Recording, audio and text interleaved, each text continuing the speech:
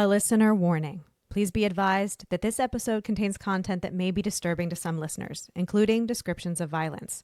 Listener discretion is advised.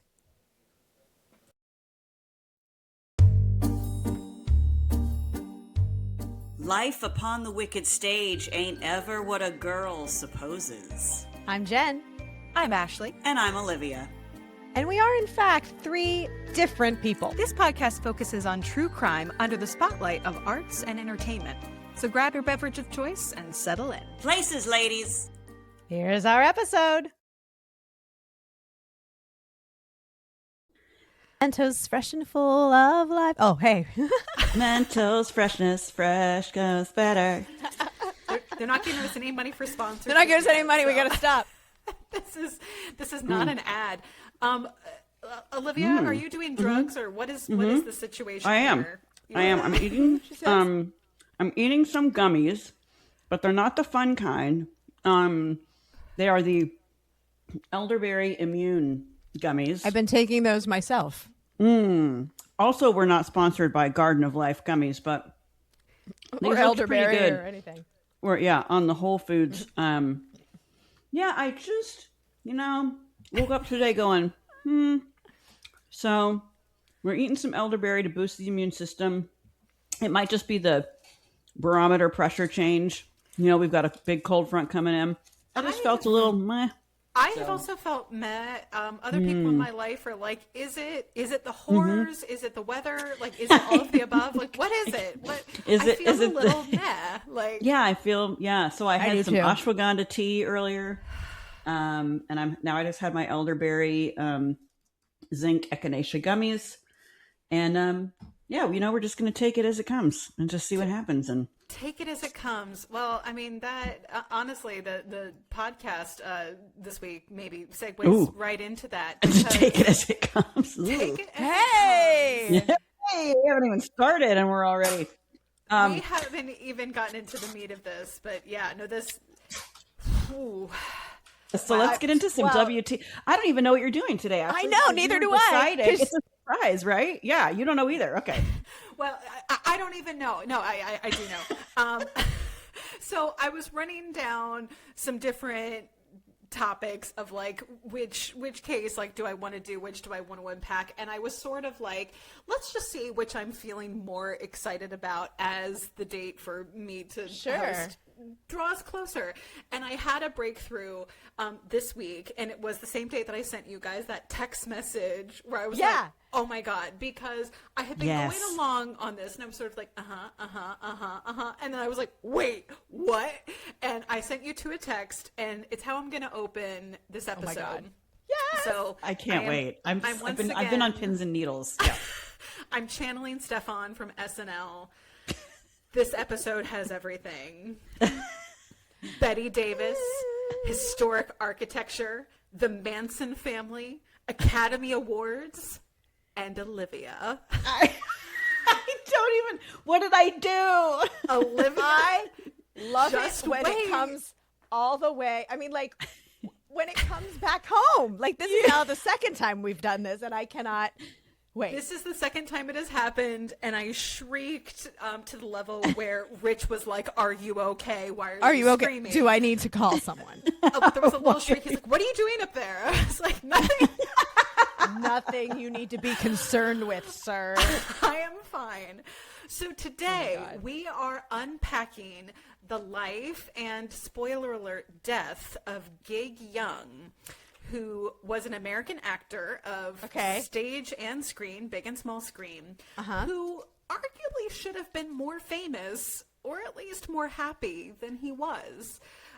He appeared in over 100 films during Hollywood's golden era. He won an Academy Award for Best Supporting Actor. So you and I today absolutely would label this person's career as successful, except we don't really remember him, and he also certainly didn't see his life that way. And we are going to get into why and how this may have actually contributed to the events around the end of his life. Okay. So, and his name was Gig like Young. G-I-G. G-I-G. Yep. We're going to Young. talk about that too, because that was not his real name. Shocking. I know, right? I was like, this couldn't be his real name. No, it was not. But also, like, for why? Because we're going to dive in. We're going to dive into his early life. So Gig Young was actually born Byron Ellsworth Barr, which I will argue was a way better name. A way better name than Byron Gig. Barr. Barr. Byron Yeah. Barr. I was like, that's a great name. Keep He it. did not think so. He was like, no, this name is boring. I'm changing it. So I was like, okay, you do you, dude, but whatever. Okay, He dude. was born on November 4th, 1913. So a Oh, year wow. after the Titanic sunk. He was mostly raised in Washington, D.C. He was born in Minnesota, but he was mostly raised in the D.C. area. His father was a chef in a reformatory. What's a reform school? Yes, like at a reform school. It's like, that's cute and different. The Like, chef. I know. Right. I like that the reform school had a chef, but I was like, say more about that.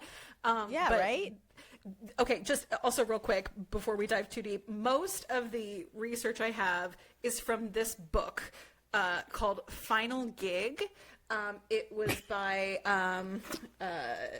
got the last name, by George Els. Okay. This is like the kind of one and only book on Gig Young's life, and it is extremely it's excellent. I had to buy it, obviously, like used. It's not in print anymore, but Els put this together via like letters and documents and like recordings from like Gig Young himself, because he was like doing some recordings for a potential biography like later in his life that I think never came to be. So Interesting. This book is excellent, and it also goes way deeper into just every aspect of Gig Young's life. The amount of stuff in this book alone, this could be a 3-part episode. So if there's stuff where it's just like, I can't even spend time on it because it's so much. It's it's a lot. So his father Slipped it right in. His father is the chef at a reformatory. Gig Young's upbringing was described as modest and emotionally restrained. His father was of Scottish ancestry and was 37 years old when Gig was born, which to us, that's younger than Wow. all of us. I'm outing us. That's younger than all of us. But his father at this point was like, oh my God, I am a senior citizen. I am far too old to be having another young child. Like, he was yes. it was crazy. He was like, I already have 2 young children, one more at my elderly advanced age. Like, I can't. Oh, my back, There's a photo.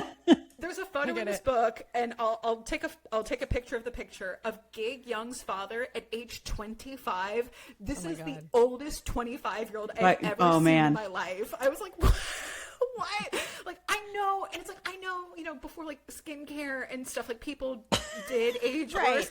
And But this the is, depression aged people. It was although This that is was the before hardest time, depression. yeah. Never Yeah, mind. no, we're Just talking, like, depression. How about just depression? In general. the oldest man alive. So he's born into this family that is very like, we don't talk about our feelings. His mother, we could do a whole deep dive on his mother, but God. she was, to sum it up, I would say she was disinterested in motherhood. She was someone who was like, she did not get the mom gene, but this was like, you will be having children. This is your whole job as a It's woman. that time. Yeah. So she was just really like not interested in being a mom. There was also Hey, girl. Hey, let's celebrate those women for a minute. Well, and fine, but again, at the time, to be like, no, you will be having children whether you like it or not. Kind Whether of you thing. like it or not. Yeah, like a recipe for disaster, as we will see in this case. His mother also then, like later in her life, they said she was initially, like in his early childhood, she was like really active outside the home. And again, she seemed like someone who like, she wanted to be involved with charities and with the church and like with her husband's business, even like helping him, like, but she just didn't want to like stay home and be a mother. Like she had stuff she was interested in, but it wasn't being a mom. Okay. So she later in life withdrew almost. with various like vague physical ailments and like the vapors. But it is suggested through a modern lens that most of these physical ailments were actually psychosomatic, and it was this accumulation of like loneliness and like dissatisfaction, sort of being like trapped at home, like in a woman's role. So she was like, I'm unhappy and I'm just going to go be by myself in a dark room. Like, don't bother me, children who are lurking around my house. Also important to the story, he had this woman who is referred to as his aunt Jessie. She is not his biological aunt. It was like she was like a friend of the family. Like, we'll put this in air quotes, but she was. You would think by aunt this was someone who was more like his mom's age. She was actually described in the book as an older teenager. So think like 16, 17, like when he was like 5. But she was brought in and sort of like they called her Aunt Jessie, but she was more like a housekeeper / nanny because, again, remember, his mom is like, I'm not interested. She's like, I'm not interested. Kids, nope. But I'm going to give this person charge over the children. So Gig Young was the youngest of his siblings, and he said at various times in his life he felt like an afterthought. He had an older brother, Donald, who was 7 years older than him and was clearly his mom's favorite. Like, if she was interested in any of her children, it was only Donald. Like, she was like, he is my perfect boy. He can do no wrong. He's everything a mother could be proud of. He also had a sister, Emma, who was 2 years older than him, who it seemed like Gig and Emma, or Byron rather, they had like a good relationship, and he cited Emma as being the only person in his life whom he ever got any sort of warmth or affection from. His brother was extremely domineering and just kind of a jerk. Like, his brother was also just like, in addition to being the golden child, his brother was not a nice person. Like, his brother sort of like lauded his golden child status over the other two and was like, would like bully them and like would get away with it because he was mom's favorite. I hate it. Listen, I just want to stand up for all the golden children out there. It's hard to be us. It's hard to be the oldest favorite child. Okay. There's a lot of pressure on us. That's all I'm... I am also the oldest, but I do not think I am by any means anyone's favorite. Jen's the only one. So I was going to say, I'm favorite by default. Jen, I feel comfortable giving you the status of golden child. Thank you. I think my mom would agree. My sister would say I was the golden child, but that's a whole can of worms we won't open right now. We'll open that on our Patreon. Everyone, that's a Patreon episode. It's a top tier. You're gonna have to pay big bucks for that tea. So in addition to just, some of this, like, distance from both of his parents, just from an emotional standpoint, and his brother kind of like ruling the roost and getting away with it, during his childhood, Gig actually overheard more than once a frequent remark that his entire existence was due to, quote, a leak in the safe, meaning a broken prophylactic. Yep. Yes. So he actually was an afterthought. Right. And so this just further underscored his, like, you didn't even want me, you don't even care about me. And they were basically like, I mean, yeah. They're like, you're right. But I was like, can you imagine, like, saying this in front of, like, your small child and, like, being like, well, it's like his mom's, like, having tea. And she's like, oh, if it wasn't for that leak in the safe, I wouldn't. Good Oh, Lord. my God.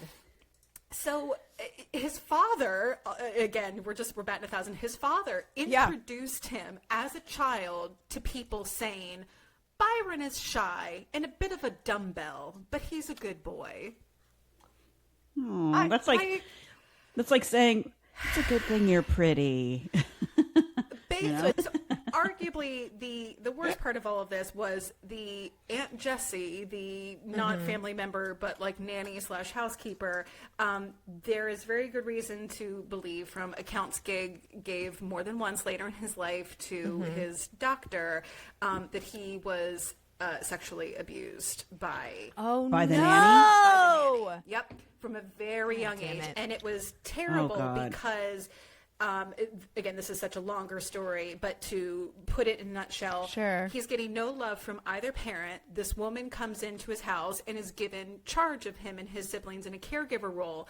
And Right. immediately, in the very beginning, she did give him attention and love, Sure. and called him like the most handsome boy, and said he was sweet, and actually like showed him any amount of affection. And he's like, oh my God.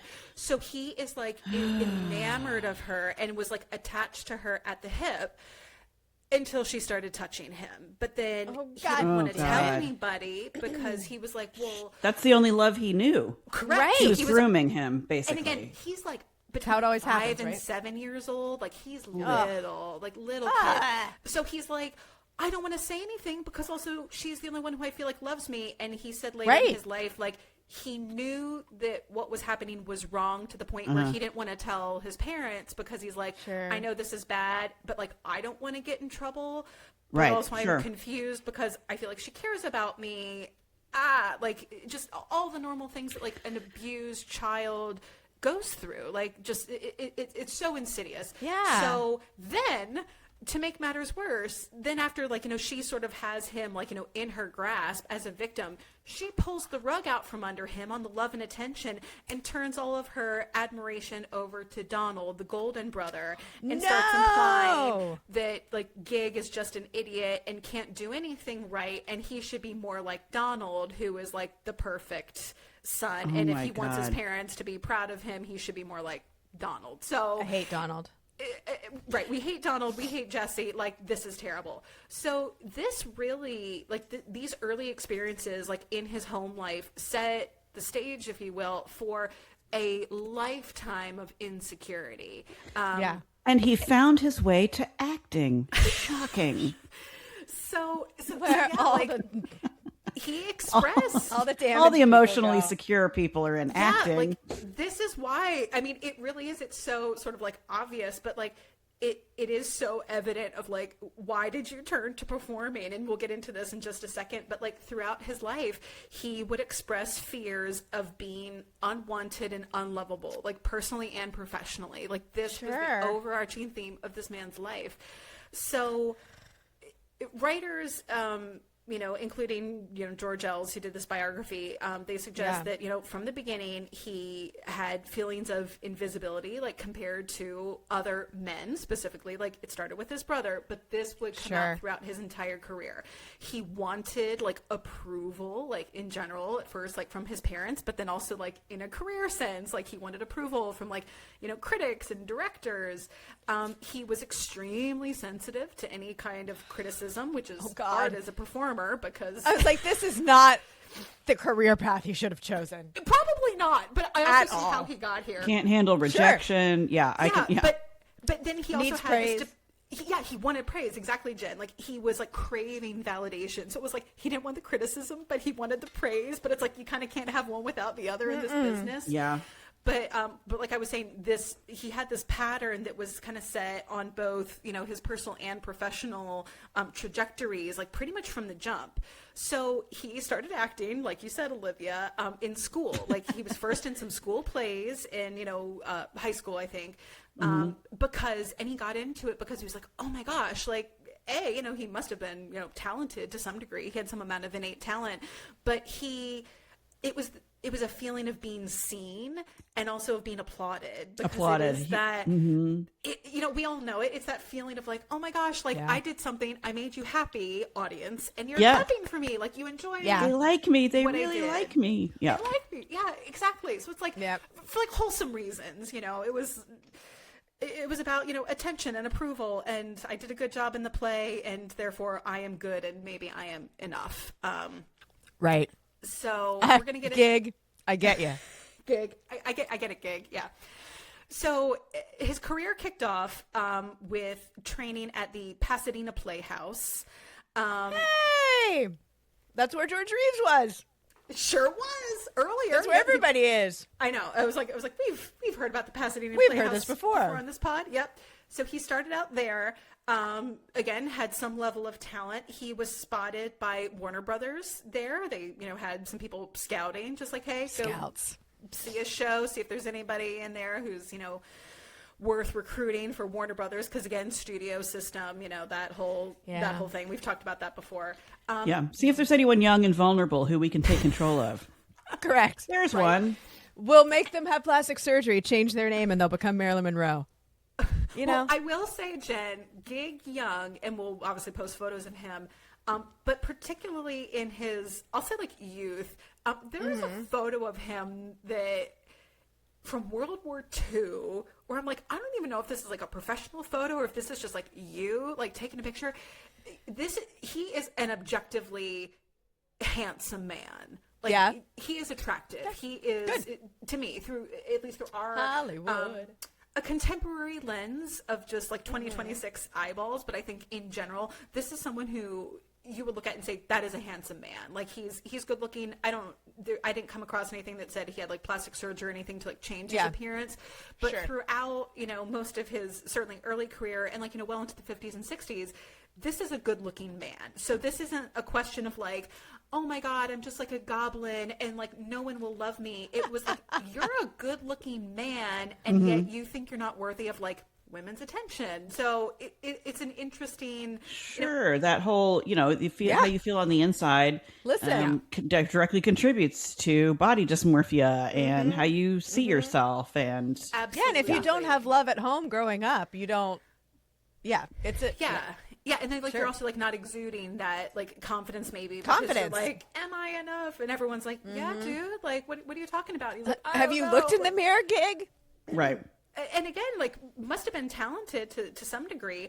So this is where he changes his name. So he changes the name like pretty early in his career. Gig Young, it was one of his early film roles. Gig Young was the name of his character. Stop it. Yes. Oh, I love it. Okay, that's where it comes from. He's in some movie, small part, but his character's name is Gig Young. And this just like resonated with him. He thought like, oh my gosh, this name is great. He thought it was memorable because he's like, no one has the name Gig. And we're like, that's true. Yeah, probably for reasons, but sure. Probably for reasons. But he was like, well, no one will confuse me with anybody else. Like, I'll be super distinctive. I'll stand out. I'm like, sure, like, go for it, buddy. I'm going to change my name to Sally Bowles, you guys. That's going to stand out. You're going to go into auditions and I'm like, Sally Bowles? Yeah. So Gig really, he sort of started out this way, and he kind of hit, he figured out we'll call it his type pretty early. And this kind of became what he was known for. And arguably, this is also why the two of you were like, who is this man? When we started our recording today, you're like, why? I have no idea who you're talking about. There's a reason for that. So Gig Young, as I said at the beginning, he appeared in over 100 movies. Wow. That's amazing. I think I read accounts that said, like, some said 105, some said 109. 100 movies is a lot of movies. But he really, from the beginning, became known as the charming, always charming, second lead. So he was frequently, the trope was, he's the guy who loses the girl. Oh, like James Marsden for a long time. Yeah. So he would always be a character who is like usually like sophisticated, articulate, like debonair. But he would be like the suave boyfriend in the beginning who then gets left for like... Who gets dumped. So, he's the Billy Zane who gets dumped for Leonardo DiCaprio in Titanic. 1,000% or in every Hallmark movie, the one that gets dumped for the guy wearing flannel. Yes. Yeah. Yes. Got it. Yes. He is the big city. He's the big city boy boss who gets dumped by, Stacy for like the Christmas tree farm owner. That's it. So Stacy. But this was his role. So he's in all these movies. He has a role of some size. Like he wasn't an extra. Yeah. He wasn't just like... he's like a number, like probably the number 3 it. on the call sheet. That's good. Yeah, like he has billing. So I'm going to go through some of his notable films in a second. But like when you see posters of movies he was in and you're like, oh, I know that movie or I know that poster. And you kind of look down, it'll have like the stars' names and then like smaller, but still on the poster. Yeah. He's like in there. So it's not like, oh, you're, a random character performer who has like one line. It's like you're in the meat of it, but you're not the leading man. Right. And we're going to talk about why that was and sort of why that happened in a second. In the midst of his career, he also served in the U.S. Coast Guard during World War II. And it sounds like he did go to like the combat zone in the Pacific, but he was mostly stationed like stateside, and I guess would just like go out on different missions. He was a pharmacist mate. That was his role, but he continued acting throughout the war. So like we'll talk about some of his credits, and it's like, wait, there was a war in there. So there are Hollywood stars who served, and they just, like you'll see, it was like between like 1940 and 45 or 40 and 44, they didn't do anything. Gig Young worked as an actor throughout the 40s. So Gig Young served in World War II, but also continued his Hollywood career. So some of his notable films, and I'm not going to go through all 109, but I wanted to just flag some. Thank you for not going through all 109. And 3 hours later. So he was in They Died with Their Boots On in 1941, which starred Errol Flynn and Olivia de Havilland. Oh, that's my namesake. She is. He played Betty Davis' initial love interest. He lost her in 1943's Old Acquaintance. He played Porthos in The Three Musketeers in 1948. Oh, I love Three Musketeers. He was in Come Fill the Cup, which starred James Cagney. That was in 1951. And for that, he received his first Oscar nomination. Oh, Best Supporting Actor. He was Oscar nominated. That's wow. awesome. He was. So then he was in The Girl Who Had Everything. He lost Elizabeth Taylor to Ricardo Montalban in 1953. As you do. As you do. Everyone lost Elizabeth Taylor, as we know. I know, right? Speaking With of or without people Ricardo Montalban. Yeah, exactly. People who were married a lot. Yeah. Around this time, he moved to New York City, and this was when he tried Broadway. So in the late 50s, he was like, I'm going to give Broadway a shot. Maybe I'll do better on stage. He had some success on Broadway, but again, it was the same kind of thing where it was like, you're really not the lead. Like, you're kind of like the second male lead. Yeah.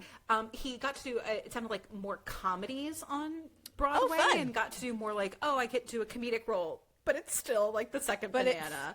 But you're still not the lead. But hey, but you're still there, you know? I That's know. cool. There are no Broadway. small parts, only small actors. That's what we learn. Right? That's BS. Olivia. I'm here to put Tell it us- straight. tell us how you really... There are small parts. I'm just going to Jen throw and I that are out like, there. everyone matters, and Olivia's like, screw those people. No. As someone who often reads for one line in a TV series, here's your folder, sir. Everyone matters. You know? Matters. He also did work in television. Again, a ton of credits on TV. We're not going to go through all of those, but was in various TV, movies and even adaptations of. I read something where it was like there was a TV adaptation. It was like a miniseries, like a remake of Casablanca. They're like, hey, remember that movie that everyone liked? Let's like make it in a multi-part for TV. I was like, Huh. what Limited the hell? series. Like, why would you do this? But okay, because they don't.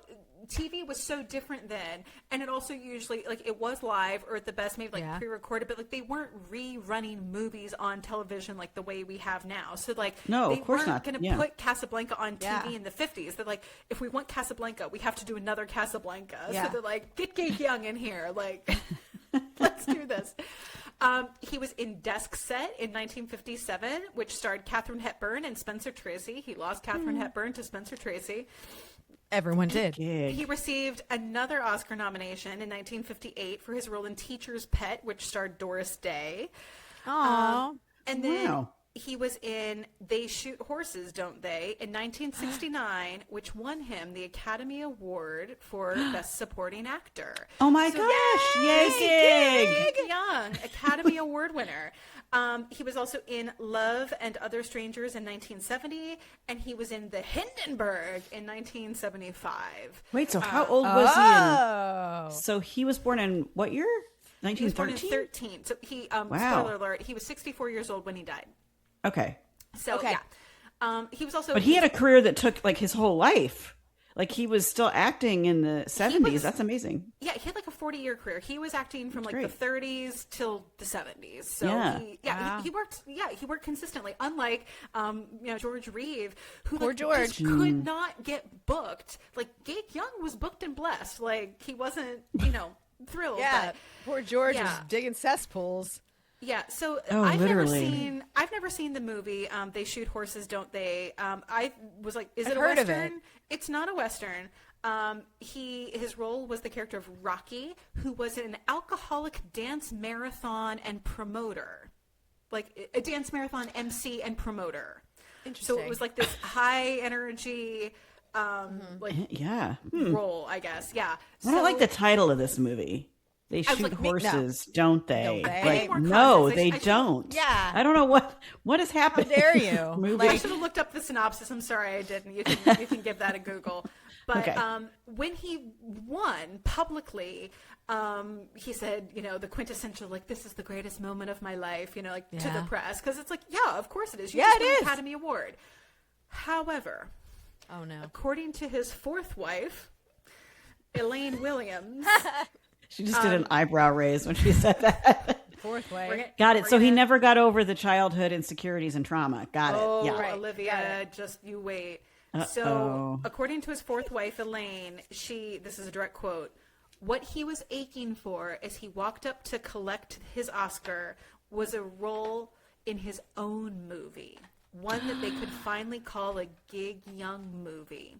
For Gig, this Oscar was literally the kiss of death and the end of the line. Oh no. Really? Yeah. So I thought this was Why? wild because this was, for him, it was cementing the fact that the best he was ever going to be was the second banana.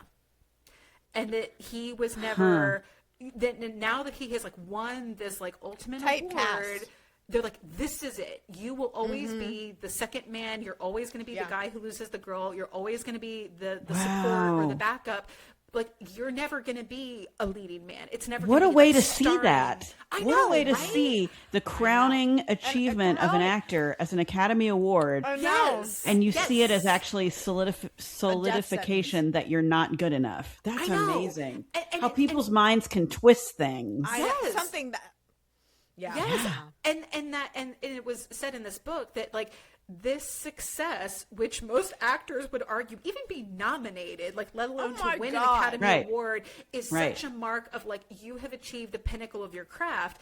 But for him, this success, it did not heal his internal wounds, and in fact it made them worse, because this was like him looking over at the person who is the best actor, which takes nothing away from him, but he's seen that as like his brother Donald is like, well, I'm still never going to be Donald. Yes. Because Donald That's is a like, quote, good- the best actor. Yep. And Wow, I'm only sure. supporting, and I'm never going to be offered the opportunity to be like the leading man or to be the guy who like wins or saves the day, because now I am known for this. And if I had any hope of ever breaking the mold, that door just slammed shut, which is Right. crazy, but Wow. Sure that's is. how he felt. So, and he, he Trauma. sadly, Therapy, yeah, everybody. I know, therapy. he never did get that like Wow. billing, like that leading man billing. And then really at this point, it started in the 60s, but it really escalated into the 70s and last decade of his life. Alcoholism really began to impact his career, which would require replacements during filming. And we're going to get into that a little bit later. no. But I want to come Yikes. back. I want to come back to the eyebrow raise, as Olivia Yes. so astutely flagged. Tell us Fourth wife. everything. Yeah, I sure did mention his fourth wife, and you're like, wait a minute, 4, you say? Go back. We haven't even heard of one. You haven't even heard of one. So it sounds like both of you ahead of this had never heard of this man, Gig Young. Nope. But I do want to say there is some speculation that exists out there in the zeitgeist of, was Gig Young gay? Gay. So I do want to touch on this Okay, great. because of the feelings of inadequacy, and also feeling sort of not even just inadequate as like an actor, but also inadequate as a man, because this is something that came, again, his Sure. personal and professional life were both affected by this feeling, and it kind of manifested in different ways, but like the root cause was basically the same of like, I'm not enough. So mid 20th century Hollywood, remember, like we're in the golden age of Hollywood. There talk were about it. really rigid expectations of masculinity, like the performance of masculinity. Please see Rock Hudson. Yep. Yeah. And what a miserable human. So I know. the leading men, not the character actor, like not the friend, not the sidekick.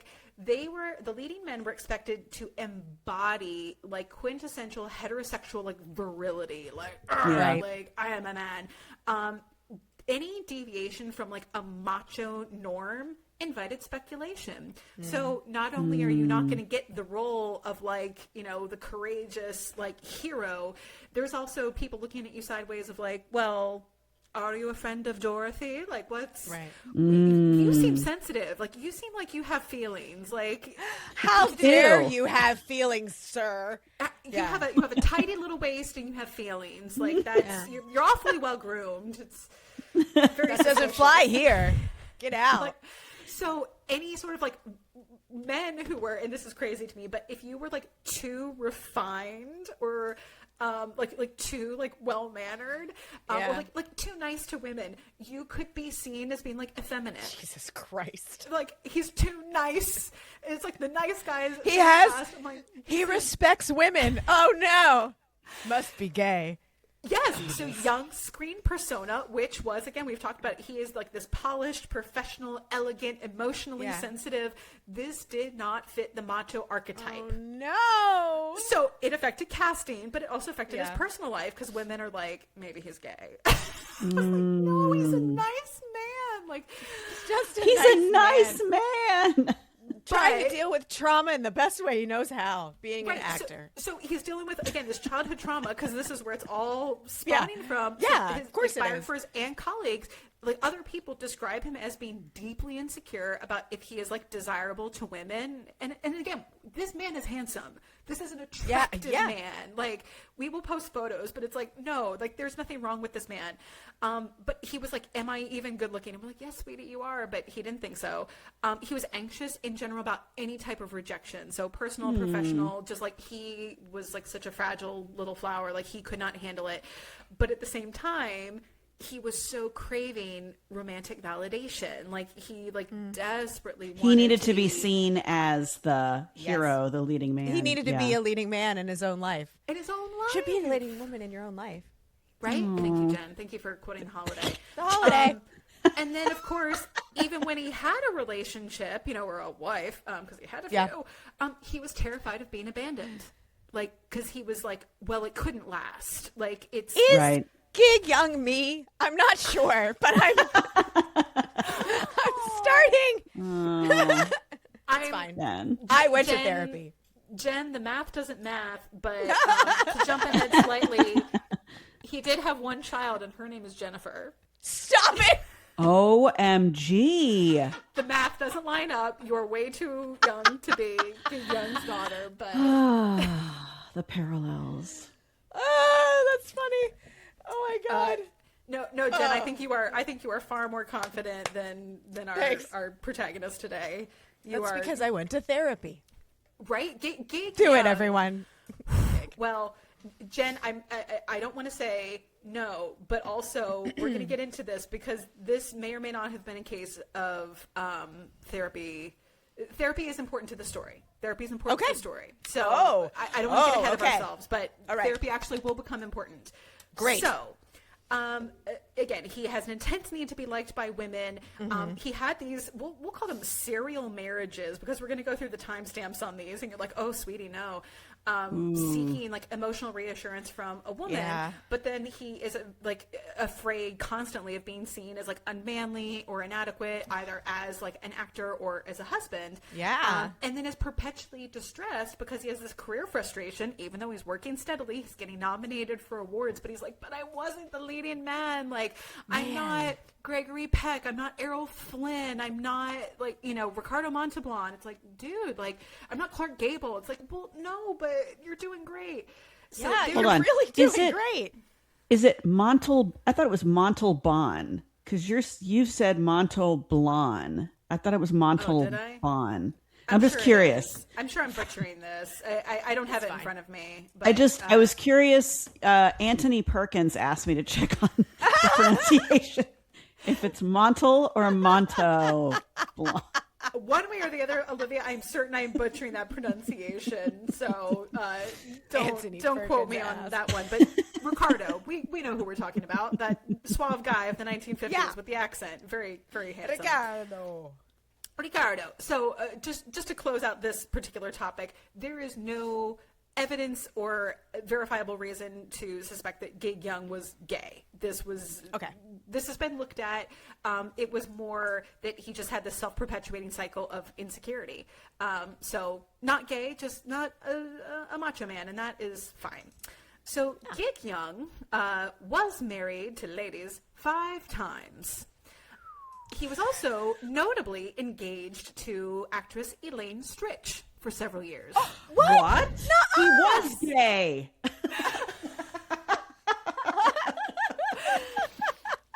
There's no verifiable evidence. That's it right there. There is no one who has come forward to be like, I was Gig's lover. Like, that is not a thing.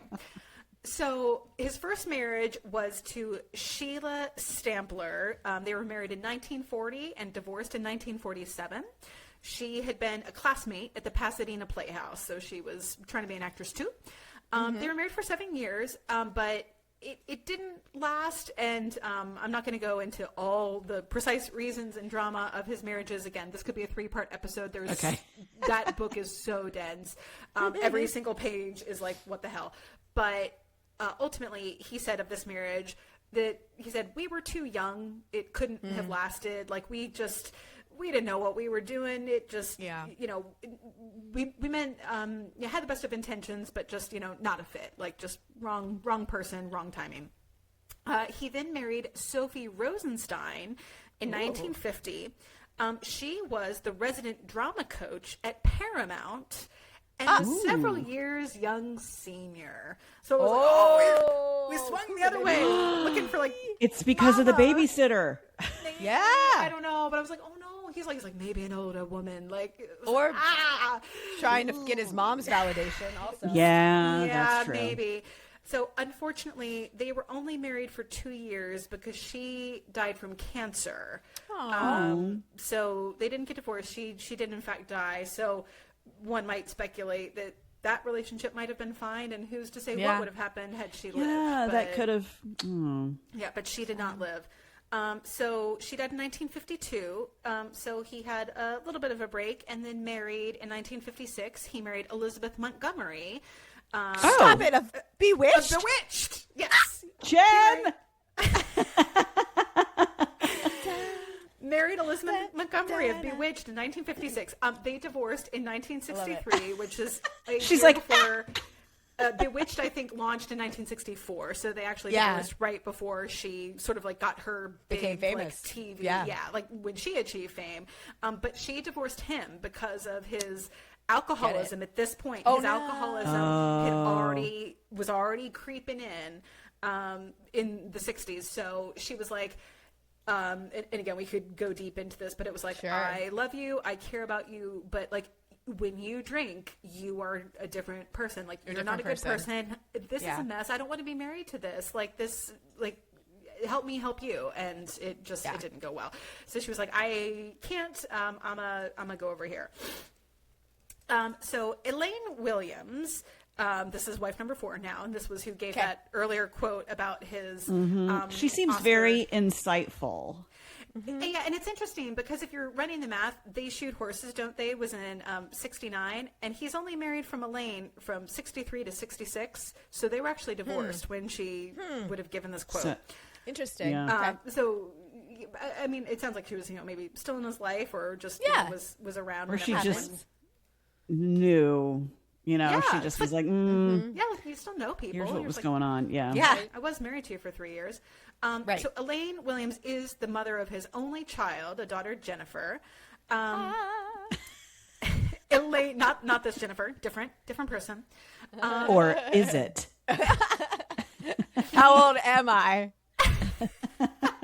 Were you born in the 60s, Jen? Are you in fact a senior citizen? I could see that, actually. I could see Jen born in the 60s, like kind of a little bit of a hippie chick. Yeah. Hell yeah. You could pull it off, Jim. I could. Elaine was a real estate agent, and they were married 9 months after his divorce from Elizabeth Montgomery was final. So he just did a. There is Quick turnaround.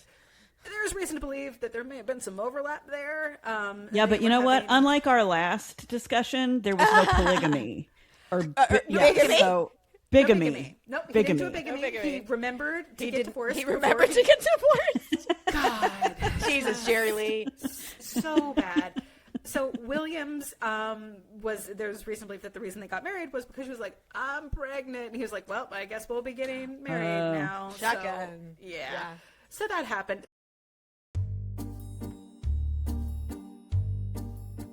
Hey friends, Jen here, and we hope you're enjoying this episode of Life Upon the Wicked Stage. Just a few quick reminders. If you're looking for any of the visuals that we've mentioned in this or any episode of the podcast, make sure to follow us on Instagram at Wicked Stage Pod or Facebook at Life Upon the Wicked Stage. If you want more, please join our Patreon by searching the Wicked Stage Podcast. There you'll find ad-free episodes, videos of our recordings, mini-sodes, behind-the-scenes content, giveaways, and so much more. And the most important side note, if you like the show, please give us a nice rating wherever you listen. It sounds silly, but it's still the best way to get the word out and support us in this crazy podcast world. Well, lights are blinking, intermission's over, so grab those snacks and another drink and enjoy the rest of the show.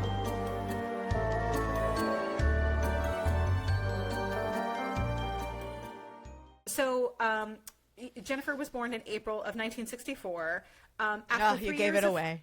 I know, I'm sorry. It's my birthday, everybody. A 3-year marriage, the couple did divorce. But this is where I'm like, wait, hold up, Gig. Like, not great, my dude. During the legal battle over child support during the divorce, Gig denied that Jennifer was his child. What? He tried to say, I'm not paying child support. She's not my biological daughter. Despite the fact that they seemingly only got married because he was like, that's my daughter that you're pregnant with. So I'm like, pick a lane. After 5 years of court battles, Young finally lost the case and had to pay child support. Wow. 5 years. Wow. Yes. So wait, can I just, on her own why not just do a paternity test? What took so long? The Maybe 60s? they couldn't yet? Yeah. Oh, I think the 60s of it all. they didn't have. It was the 60s. I don't know. Probably Jen, not like give we know it a now. goog. I'll give it a goog. Yeah, when somebody did give it a paternity paternity test become? I will give it a goog right now. Yeah, because I had the initial thought too, Olivia. I was like, why didn't they just? And I was like, oh, wait a minute, like because the 60s, I think. Yeah. Pretty sure, maybe not. Hey, Mama, welcome to the 60s. Because I feel like they could do shit where it was like, oh, you have the same like blood type or whatever. Oh. But paternity was more advanced. Yeah. The first paternity test was actually took place in the 1920s. Aha! So it was around. Why but not do a paternity test?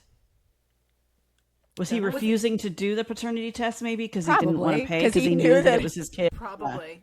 Well, so that's just dumb. So now this is dumb. I thought it was because of the olden days, but now it's just because dumb. Just well, he dumb. lost. He lost and he had to pay child support. So I'm like, good.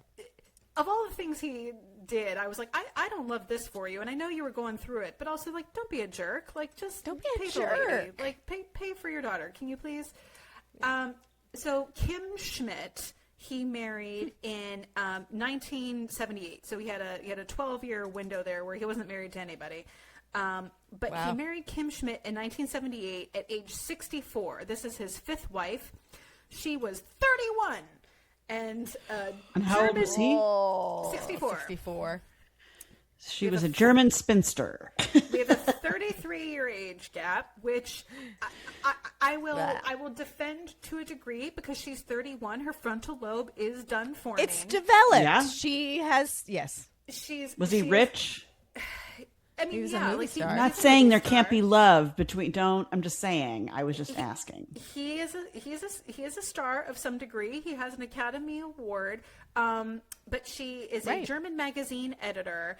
He met her in Hong Kong while working on Game of Death, which would be his final film, ironically, like titled. I know, it was like, A quick sidebar, this movie, Game of Death, was actually never finished because the director, Bruce Lee, paused production to make Enter the Dragon and died of edema, leaving it Pulls unfinished. in the myth of the Bruce of the Lee family. My God. Yes. So I was like, wait, what? Ha! Like, This is going everywhere. Okay. yes, going off in so many directions. So put a pin in Kim Schmidt here for a minute. We're going to come back to her, but we need to put a pin in Kim Schmidt because we need to talk about his alcoholism. Okay. So Gig Young, as we mentioned, during his marriage to Elizabeth Montgomery, wife number 3, in the 60s, this was really when I think he had sort of started to see some of the writing on the wall with his career trajectory. We mentioned when he won the Academy Award in 69 rather, he privately felt like it was this like career death knell of like, well, now I'm never going to be the leading man. But his alcoholism, gradually and sort of like increasingly so, began to cost him work. So he was actually originally cast as the Waco Kid in Blazing Saddles. No kidding. And on the first day of shooting, he was going through alcohol withdrawal because he had become so dependent and was like, oh shoot, I have to go to work, and was going through withdrawal and like could not make it to set. Like the withdrawal was so bad. And so he was fired by Mel Brooks and replaced with Gene Wilder. Wow. And I can't imagine anyone else being the Waco Kid. Right. No, right? Like, and again, like how many things could have been different, but just crazy. So that was just one example. But this then pattern of getting sort of like fired and or replaced kind of kicked off in this era. So like if you look at his filmography, like a lot of his stuff like 40s and 50s, it's like very consistent, like very steady, and his work starts becoming a little more like, what you doing there, like as the pattern goes on, because he kept getting fired from stuff. In 1976, Aaron Spelling cast Young as the off-screen Charlie in his new action show, Charlie's Angels. Charlie's Angels! However, Young's alcoholism prevented him from performing the role even as a voice actor. I was like, it's just a voiceover. All you have to do is say, "Good morning, angels." Good morning, angels. Couldn't even do it. Couldn't make Couldn't it happen. even handle that. No, he was too unreliable. So he was fired from Charlie's Angels and replaced by John Forsythe because they were like, we can't even get you to the recording studio. Like, so he could have been in Blazing Saddles and Charlie's Angels. Oh, man. Yep. It's so sad when they self-sabotage themselves. Yeah. So he had this, in addition to the emotional part of it and like, whatever like internal demons he was battling, he then of course fell into the, like we've talked about it before on so many other episodes with so many people, and I'm sure we will again, won't be the last time, but the vicious cycle of using the alcohol to self-soothe, and then that also then in turn sabotages you even further, and then it becomes a cycle, and then you're stuck because it's an addiction. Like then you're addicted. Yeah. So he had this, I will say, a long, like sort of downward spiral with the alcoholism, especially in the last, I'll say, like 10 years of his life that really did start to impact his work. Now we need to pause just real quick, and we need to talk about the Osborne. Do either of you know the Osborne? Ozzy? No, it's a building. It's a building. I've heard of it, but I don't know. Nope, I don't know it. All right, so we're going to take a little detour here. We're going to talk about the Osborne. The Osborne, also known as the Osborne Apartments, is located on 57th and 7th Street in Manhattan, New York City. The original portion of the Osborne, it was actually designed in the late 1880s. It was constructed between 1883 and 1885. It was expanded upon. I will not go through the whole architectural history of this building, but this was a significant construction project in the 1880s for a lot of reasons. But it was actually one of the first, we'll call it like luxury apartment buildings of the Gilded Age. Okay. It is one of the oldest luxury apartment buildings in the New York City, in the same category as the Dakota, where John Lennon lived and died. Also, Rosemary's Baby. So The Osborne is part of a former artistic hub in this 2-block section of like West 57th around like 6th and Broadway, because it was so close to Carnegie Hall. So it was sort of like, oh, if you're like working like, at Carnegie Hall or whatever, like you might be wanting to live in the Osborne. Oh, okay, sure. The building's artistic residents mostly moved in after World War II. But by 1960s, it was called, quote, the residential Carnegie Hall. So just to talk about some notable residents who've lived in the Osborne. Dana Andrews, who we talked about a little bit earlier, who was an actor who was in Laura, among other things. Leonard Bernstein, composer, conductor. Jessica Chastain, Actress Academy Award winner. Oh, Love her. She purchased Leonard Bernstein's apartment. Ira Levin and Eleanor Lippman, both novelists, live there. Lauren Michaels, producer of Saturday Night Live. hey. Lauren. Robert Osborne, the host of Turner Classic Movies. He lived there from 1988 and owned a couple units just for like, I don't know if he leased them or he used them for his office, but he owned some more units there until his death in 2017. Robert Osborne lived at the Osborne. Anyway, Larry Yeah, on Storch, purpose. who was an actor, lived in 4B, again, the Bernstein apartment, and right after Bernstein moved out, but before Jessica Chastain bought it. Moved in. And then finally, Gig Young, American actor, There he briefly is. lived in Unit 1BB. So we now need to, so we're putting a pin in the Osborne. We've put a pin in fifth wife Kim. We now need to take one more big old digression. Okay. Strap in. Oh. Just Click, click. strap in. This is We both did it. Just Yep. bear with me because Okay. we need to go down a road. This Oh, is where our shit. story. Where are we going next? We have the entrance of a character who I'm gonna say on the outset, we have no tangible evidence that this person did anything criminal when it comes to Gig Young. Oh, God. Okay. However, ... I'm gonna introduce this person to you, and then we're gonna decide how much this person may or may not have at least some degree of like, and where were you and what were you doing at the time of Gig Young's death? Disappearance. Yeah. So, okay. yeah, he didn't disappear. He died. And Right. We'll talk about that. So, I would like to introduce you to Eugene Ellsworth Landy. Oh, no, he has 3 names. He sure does. Oh, we know what that means. So, We've all Jen, seen you conspiracy asked theory. Jen, you insinuated before that maybe Yeah. Gig Young would have benefited from therapy because that yes, has become yes. much more like that's something a lot of people do now and are more open Yes. about, and maybe Thank not so much goodness. in Gig Young's day. It certainly wasn't very masculine to go to therapy and talk about your feelings. Gig Young did in fact go to therapy. He sought Good for therapy. you, Gig. So Eugene Landy was an American psychologist. Oh, God. Now, known why for is his his- name familiar? Oh, Olivia, don't Google him. Don't Okay. Google him. I'm not- Don't, yeah. I know she Hands, was my she's raised hands it. check. Hands check. Don't Yeah. Google Hands. him. Yeah, Okay, yeah. because he sounds very familiar. Okay, Nope, we're about to don't find out Google why. him. Okay, got it. So he was known for his controversial 24-hour therapy program and his treatment of some celebrity clients. Okay. He was born in Pennsylvania, but he aspired to show business as a teenager. And he worked some odd jobs as a radio producer and was actually an early manager to guitarist George Benson. Oh, He briefly served as Benson's manager and, was promoting, records. And he even produced a single for Frankie Avalon. I was like, Wow. what? Like, yeah, so this guy, Landy. George Benson later said, my people developed a distrust for Landy when he made them sign power of attorney to them that they didn't understand. And he received all my Yeah. mail and all my checks. okay. So No. during the 1960s, Landy studied psychology. He went to school for it, and he ultimately earned his doctorate from the University of Oklahoma. So he really, he was trained. He did the things he was supposed to do. He's a real He's an doctor actual of psychology. psychology. Yes. A real life Important. psychologist.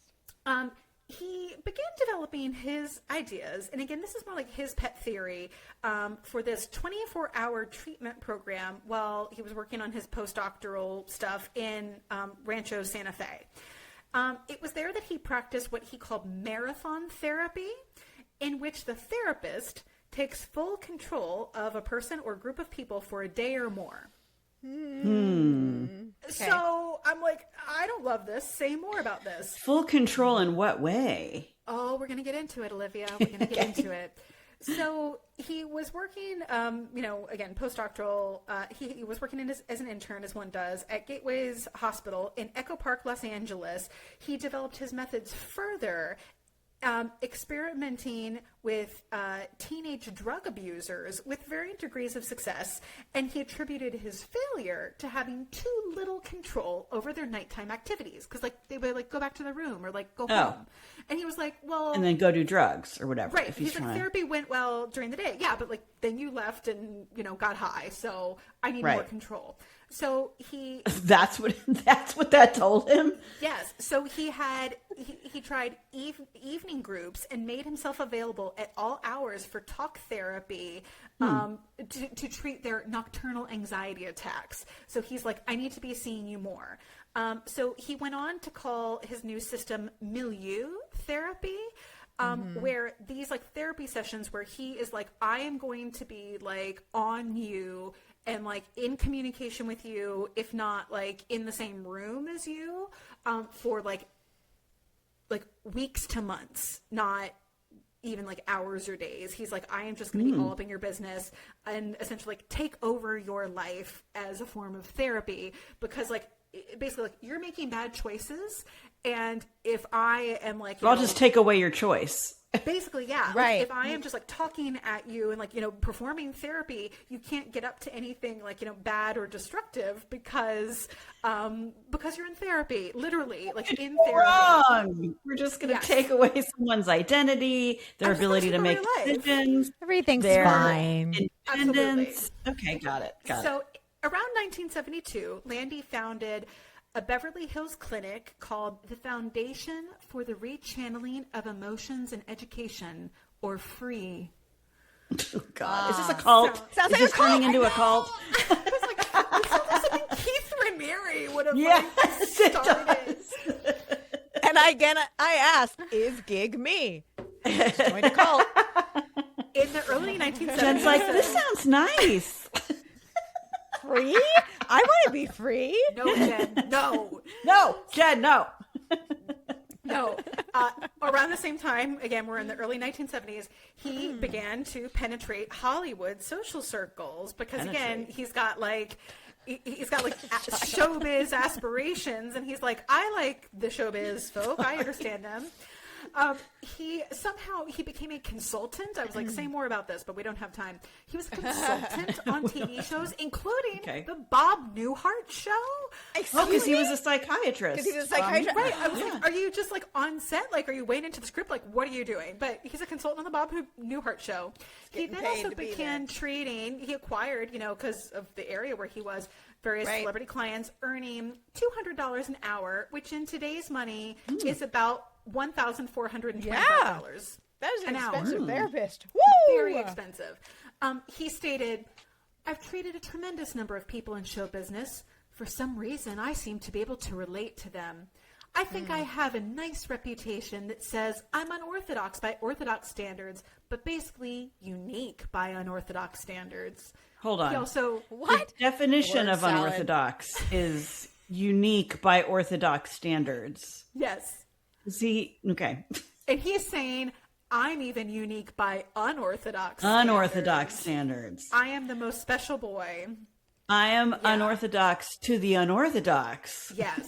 Yes. Okay. Which I was like, red flag. Yeah. He also always had his own press kit about him. So what? Yeah. God. He was like, here are my reviews. Again, I was like, are you in show business or are you a psychologist? Pick a lane, buddy. And he's like, yes. Yes. He was, and then of course referred to as dramatic by fellow psychologists. Mm-hmm. They were like, no, he's unorthodox. It's different. All right. So we've met Landy. Brian Wilson. From as in the Beach Boys? The Beach Boys, Brian Wilson? Brother of Dennis Wilson. Brian Wilson of the Beach Boys became a patient of Landy's program in 1975.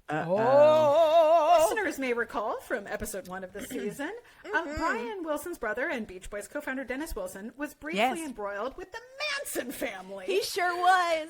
In 1968, and just to recap, members of the Manson family, mostly women, were housed in Wilson's residence. Dennis Wilson introduced Manson to a few of his friends in the music business, including the producer Terry Melcher. Terry. Yep, Terry, who we talked about in episode 1. Charles Manson recorded numerous songs at Brian Wilson's home studio. Mm-hmm. So the Wilson brothers are like having this entanglement. They were a mess. Anyway, they were a mess. You ever hear that Bare Naked Ladies song? Lying in bed, just like Brian Wilson did. Yep. Yeah. So in 1975, so things were hot mess express in the late 60s and early 70s with like the friggin' Manson family, like leading up to, their arrest because murder. So it's not going great on the mental health front with the Wilsons, both of them. They both have like separate, but like equally like upsetting issues. And I was like, we need to talk about this because holy shit, this is a lot in the like scandal space. But Scandal. The scandal. So in 1975, Brian Wilson is like, I need a doctor. You seem great, Eugene Landy. So he becomes his patient. Landy, this is where Landy goes from like weird to crazy as far as like his treatment of Brian Wilson. So Landy initially was fired within a year because of burdensome fees, meaning like he was like, here's how much your treatment is going to cost. And remember, it's crazy expensive to begin with. And he just kept escalating the bill. Like he kept saying, well, now it's actually this much. Now it's this much. Now it's this much. And people who were close to Brian Wilson were like, hey, you seem like you're maybe kind of like extorting him, and we're able to persuade Brian Wilson to be like, you need to fire this guy. Like he's overcharging you. Like this isn't going great. Like this seems kind of weird. Unfortunately, in 1982, Landy was re-employed as Brian Wilson's therapist, subsequently also becoming his executive producer, business manager, co-songwriter, and business advisor. Pick a lane. You are not allowed to be multi-hyphenate like that. Yep. So Wilson himself rehired Eugene Landy after he experienced an overdose of alcohol and cocaine and psychoactive drugs. So he was like, I had this overdose. I almost died. Like, I'm desperate. Give me that guy. I'm like, are there no other therapists for you? Right. Brian In Hollywood? Wilson? Like, come on. Yeah. Like, do you know anybody? Like, there's just this one, psycho. Anyone. Like, Anyone will do. Yeah. Terrible choices. So at this time, Eugene Landy, he gave this quote talking about justifying his treatment. And he said, I had to be crazier than Brian. There was only room enough for one crazy person in Brian's head, and that had to be me. I have to have ultimate power in this situation. I said he had to get out of bed and start living his life. And he said, make me. So how do you get a guy out of bed after that long? Explain it to him first? No, you throw water on him first. That's what I did. I warned him, and then I threw water on him, so he got up. Wow. I can't tell. Is that figurative or literal? Literal. This is literal. Like he literally threw water on him to get him out of bed. Water. Yes, threw cold water on him and like was controlling, all assets of his life. So Beach Boys road manager Rick Nelson later claimed that Landy had attempted to exert unwelcome artistic control over the whole group, not just Brian Wilson. He was like, I am in charge of the Beach Boys. And they were like, hold up. Landy also co-wrote and co-produced Wilson's first two solo projects, Brian Wilson in 1988 and the unreleased Sweet Insanity in 1990, and allegedly ghost wrote portions of Wilson's first memoir, Wouldn't It Be Nice? My Own Story in 1991.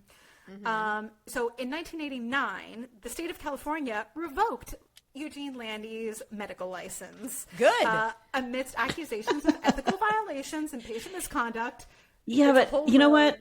Somehow I feel like that's not going to stop him. Like he wasn't, what he was doing wasn't ethical anay. It sure wasn't, Olivia, because though he was like no longer like licensed to be a psychologist, and he on paper was like, he officially ceased to be Wilson's psychologist. He continued to act as Wilson's business partner for until 1992. So like 3 more years, because he lost his license in 89, but until 92 he still had this guy under his control, until finally a restraining order barred Landy from ever contacting Brian Wilson again. Oh my God, this is a whole other episode. You're right. It is, right?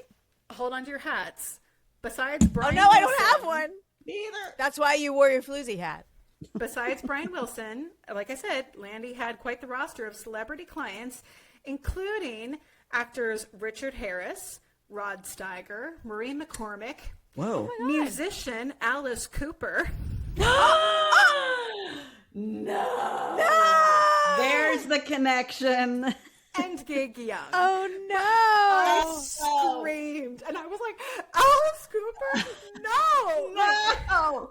Olivia, can we get him to come on, Olivia? Olivia, your separation between you and Gig Young and the Manson family? Question mark. Now is like by one. Holy shit! Wow, Alice. I might see him in a couple months, so I'll have to ask him. Find out. Please recap, though, Olivia, for anyone who doesn't know, or maybe this is their first listen. How are you connected to Alice Cooper? Just real quick. Well, he's my dad. I'm just kidding. Actually, almost spit out her wine.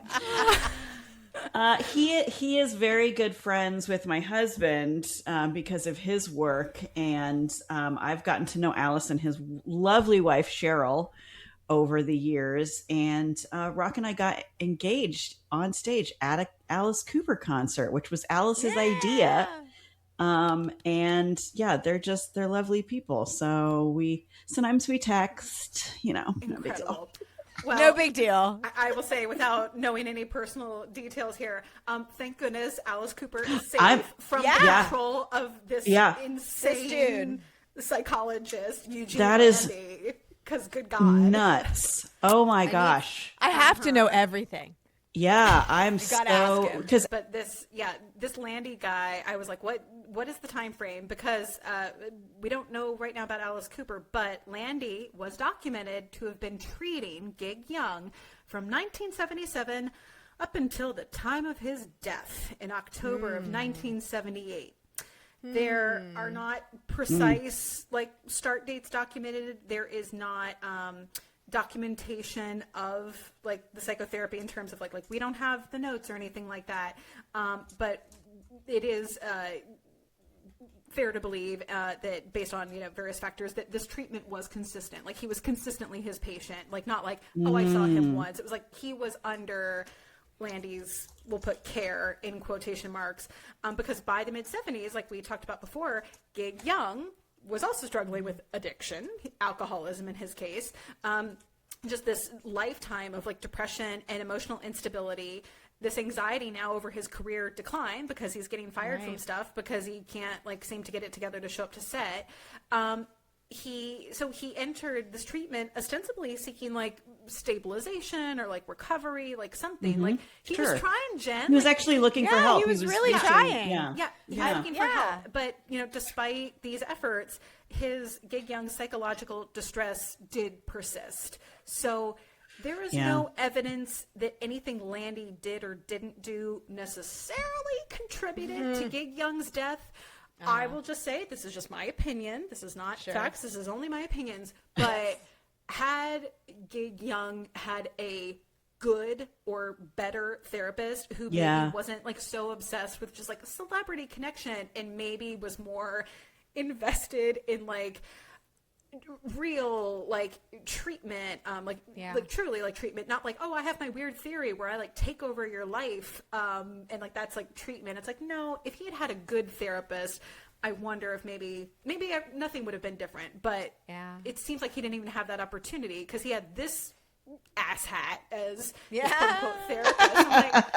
I'm maybe it was fine. We don't know. We don't have that information to say the therapist did or didn't do anything. But as we're about to find out, it did not go well here in 1978.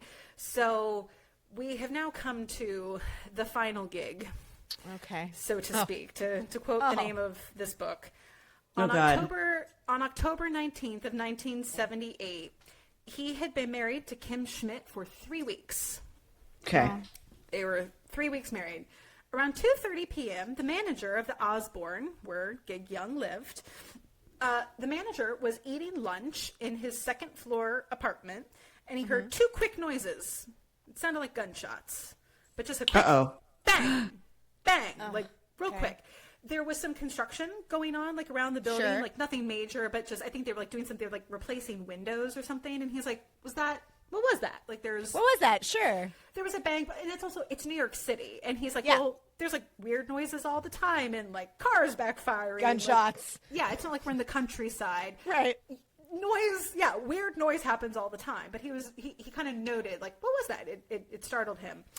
An hour later, same manager was walking down a hallway, and he noted that there was a bag of groceries with perishable food sitting outside of the apartment, 1BB, which was Gig Young Schmidt's apartment.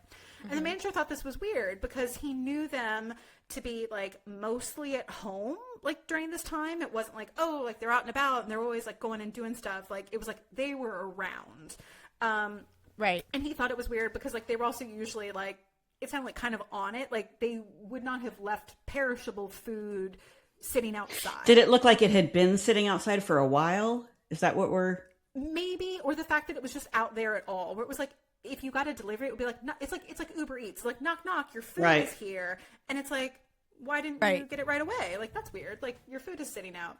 The building's doorman then verified that the couple had not left the buildings. The manager's like asking around, like, hey, have you seen them? Like their food's sitting out. And the doorman said, well, they haven't left today. I haven't seen them. So the manager and the doorman then called, like on the phone. They're like, hey, were you there? Your groceries came. And they knocked on the door. They didn't get an answer. So now we're at 5:30. So it's now been 3 hours. The manager is worrying now, and he's like, maybe I'm being crazy, but he's like, what were those noises? Maybe they were gunshots. Like, I hope nothing bad has happened, but like, I'm hearing noises, and now no one has seen them. Like, this is weird. So it's now been 3 hours since they heard these mystery noises. He's like, what was that? Maybe it was gunshots. I don't know. No one has seen them now. They've asked around. They've talked to some other people. And the last known time anyone saw or heard from them was mid-morning. Young had called the doorman to inquire about the weather that day. Like, hey, is it going to rain? And around noon. Before Alexa. Right? Yeah. You have to ask the doorman. Yeah, I was like, half off the doorman. I was like, what does it look like out there, my dude? What about the door? And then around noon, they verified that was when Kim had placed this grocery order. I'd be like, send up some milk and asparagus. Milk and asparagus? Is that really what they ordered? No. I don't know. I'm making it God, up. I hope not. That's what killed him. Jesus. A weird party. Okay. Yeah. The head of the co-op board arrived because this building was a co-op, and that's a thing. So the co-op board president arrived and told the manager, he's like, well, use your pass key. Like, just open the door and, like, check on him.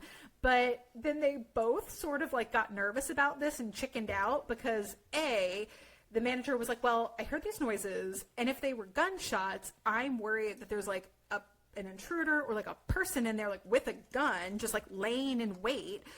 Or I'm worried about embarrassing these people. Like, what if they're just like, having a bed rot day? What if they're having sexy time? Like, and I just like let Sexy myself time. in. And also, like, this is a celebrity. Like, I don't want to just intrude in your apartment. Like, I don't know. So neither one like wanted to be the one to like open the door with a pass key. So they were kind of like, you do it. No, you do it. I don't want to do it. You do it. They ultimately decided to call the police. So the police were called. Let the police do it. Yeah, let the cops take the heat. So the police were called. They arrived about 7:25, and they used the pass key to enter the apartment, but they had their guns drawn because they were like, "Hey, Just in we case. don't Yeah, know. something's weird. Yeah. Something's weird. Yeah, like we're gonna have our little, we're gonna have our firearms out just in case, because we don't know what's going on." There's this milk and asparagus in the hallway. Not It's sure what's really going stinking on. up the joint. It's really starting to smell. So this is where our story gets real sad. The bodies of Gig Young and his wife Kim were discovered on the floor, side by side, laying in opposite directions. Both were fully dressed for the day, though Young was wearing a tie that hadn't actually been tied yet. So, like, he had put it around his neck, but he hadn't, like, tied it. But he had it on, which was like, That's interesting. Yeah. But based on the position of the bodies, police surmised that Young had shot his wife and then himself. He had a 38 caliber Smith & Wesson pistol was like still in his hand. Oh, so, God. Yeah, he had shot his wife in the back of the head near like the base of the No. Oh, so she didn't know it was coming. That's like execution style. Yep. Probably. Yikes. Probably didn't even know it was happening. Right. And then he had shot himself in the mouth, and it had exited out the back. Oh, of his God. head.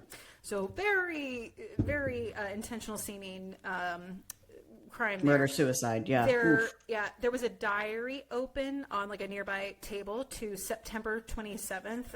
Remember, this is October 19th, so less than a month prior, but September 27th with "We got married today" written on it. Oh, God. So it was like, that seems intentional. Yeah, right? Other than some wine, no hard liquor or drugs were found in the apartment. No suicide note was found.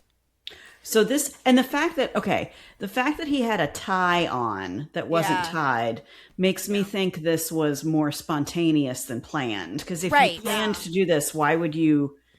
Either you wouldn't put a tie on, or you would be fully dressed to be like, okay, I'm going out. I'm going now. Yeah, I would like this. think. I don't know. This is what I want my ghost to be wearing. My ghost outfit needs to have this like untied tie. I thought that was weird too. Where exactly to your point, Olivia, because they said like she was wearing, she had like a blouse and pants. She had like jewelry on. She had shoes on. Like he was wearing a shirt and pants. Like probably getting ready to go out. Yeah, it was like they were. It wasn't like this. It was like it happened like in the night or a scuffle or whatever. It was like this. They were both sort of like ready for the day, but his tie wasn't tied. So yeah, like at what point? How did this even happen? Like that's very odd. So no motive for murder or even for this murder/suicide was ever discovered. Wow. I do want to talk briefly about Harriet Douglas and Bert Knapp. So I just want to touch on this because there was some initial, again, this could have been a 3-part episode. There's so much. Harriet Douglas and Bert Knapp were two, I'll call them like side characters in this like murder-suicide investigation. We're not going to get into a ton of detail about them, but these two hated each other.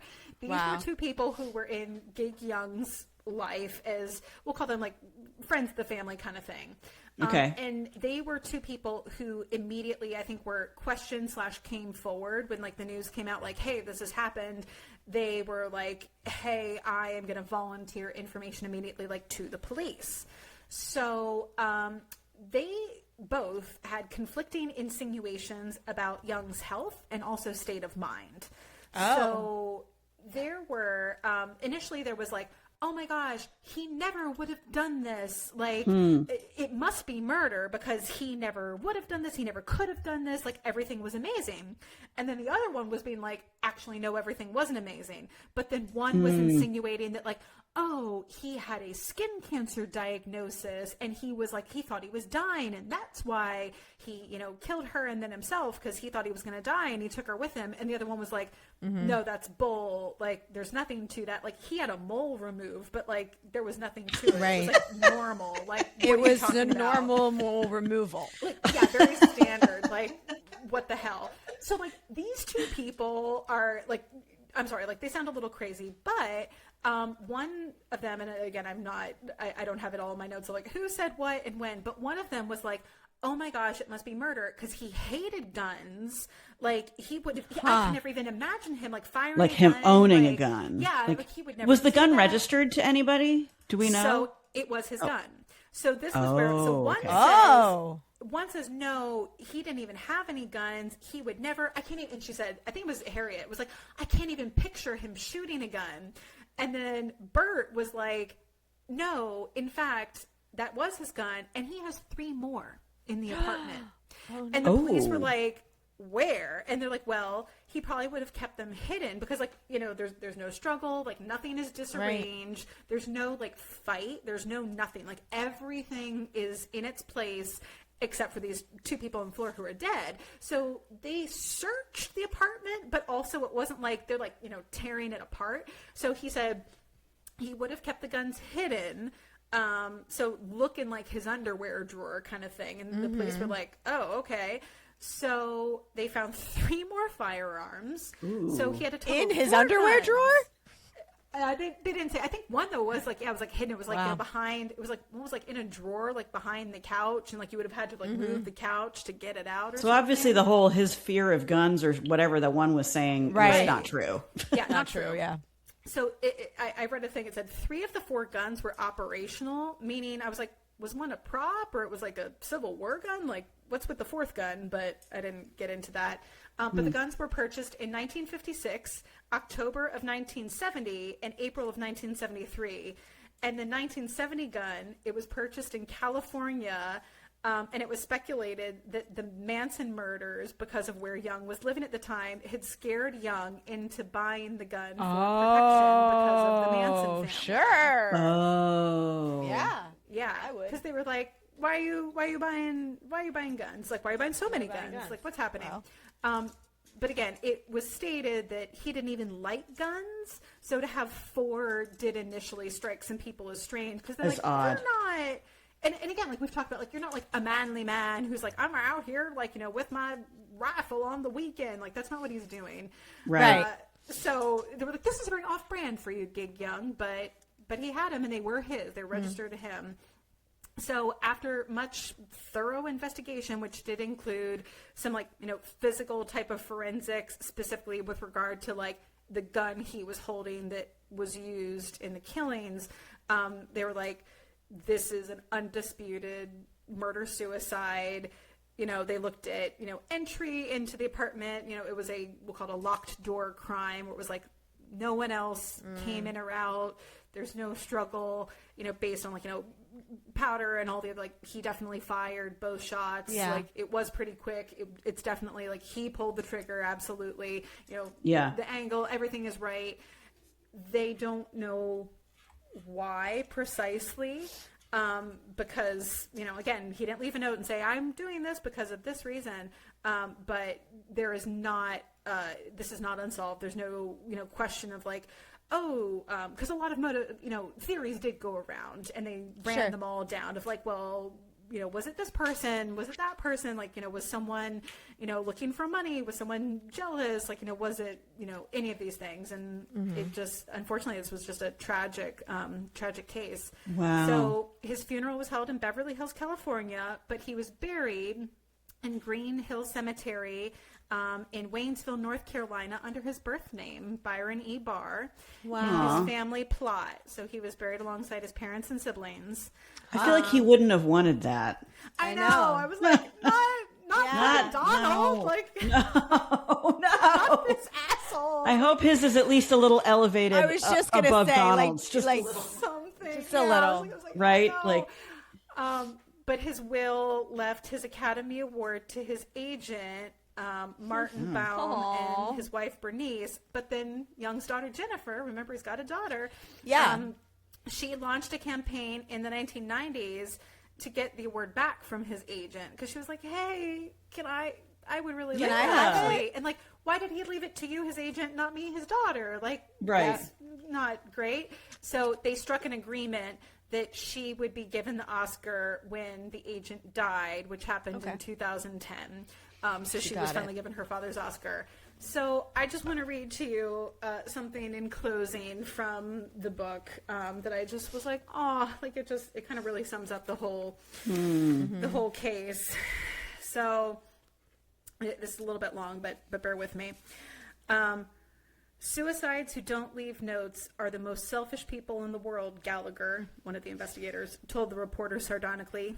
At that point in their lives, they are thinking of nobody but themselves. They're like guests at a party who slip out without bothering to say goodbye. How rude of Gig Young not even to leave a note, not even a few words that would have made it easier on everyone, the police, his family and friends. But what Gallagher and all the others failed to recognize that what Gig had left was a note, his life. A clue to the tragedy could be found in any part or all of his almost 65 years. Gig Young had once observed bitterly, "You can't tell about people from the outside because they've spent a lifetime covering their fears." Ooh. Ooh. That is sad. And that is the life and death of Gig Young. Gig Young. Sorry, man. Wow. He deserved better. So he sad. really did. He sure did. And He did. Not to make light, but in general, other than the business with his daughter and the whole, like, she's not my daughter. She's not right. Generally, he sounds like kind of an unproblematic man, like, in that he wasn't, like, Just you know, unresolved childhood trauma. Yeah. yeah. Like, I didn't have to bring out the awooga noise once. No, like, yeah, like, he was never creepy, right? And, like, no, Yeah. No. he's not perfect. You know, he was married 5 times. No one like, He is. wasn't a saint, but he didn't do anything, especially like what in he that went through. era. Yeah. Yeah, like just so much. It's really tough. Yeah, like wanting like belonging and wanting love, and even when it sounds like when he had it, like still not believing he was worthy of Worth it. or that he was going to lose it somehow. And he was like, oh, like, you know, this woman married me, but now, like, what if she leaves me? Oh my God, and like sabotaging it. Yeah. Just so sad, but such a body of work, like professionally. Yeah. And like now I'm like, I want to rewatch some of these movies. All of and, the like, see movies, his yeah, and watch him, performance. yeah. Like, that guy, we know you, like you deserve Yeah. better. So We can do it with my 98-inch television. a Gig Young, A Gig Young marathon. a marathon.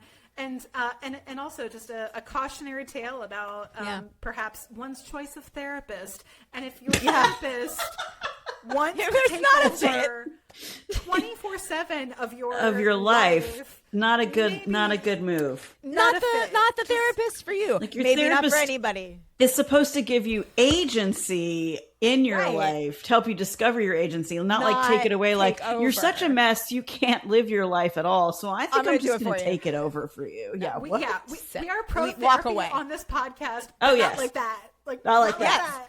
No, good therapy.